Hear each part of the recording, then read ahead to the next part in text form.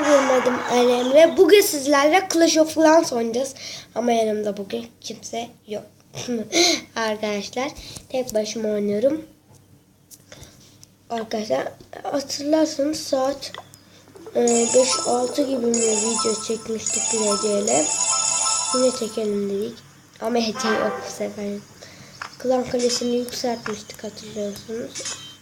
Yok, Klan Kalesi'ni yükseltmişti. Videoyu bitirip de hemen yükseltmiştim. O zaman param olmuştu arkadaşlar. Buna 3 gün kalmış. Alanım işte. Evet arkadaşlar. Ne yapacağız bugün? Ne yapacağız? Saldırı yapalım arkadaşlar ilk önce. Hadi bizi bekleyen saldırı. Ama çok asilimiz var işte. 600 yapsak iyi bize ya. İksiri arkadaşlar. İyi olur. Ya ezik bir yere saldırayım da.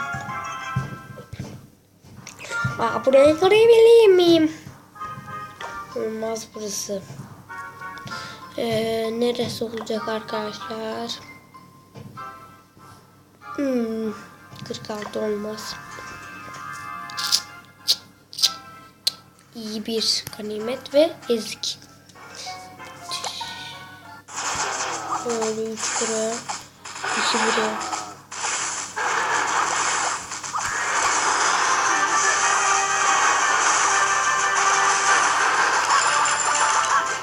Evet, yardım edeceğim. Olsun arkadaşlar. Zaten hemen kısa bir video olacak arkadaşlar bu.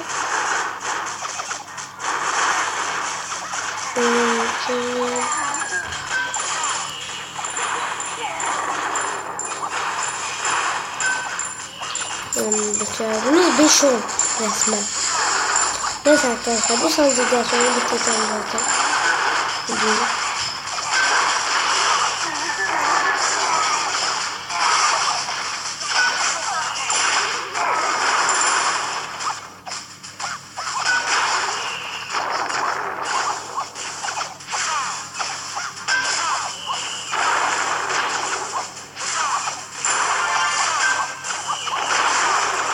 Evet arkadaşlar, yendik zaten. Geldik arkadaşlar. Evet arkadaşlar. Yendik zaten.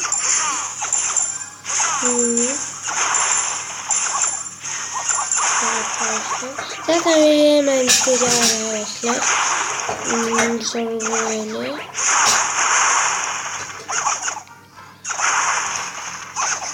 Yendik.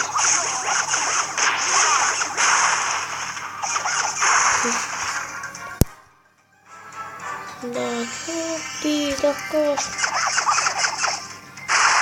Yarın arkadaşlar 12'de 11'de falan video çekeceğim yine arkadaşlar. Neyle çekeceğimi söylersiniz.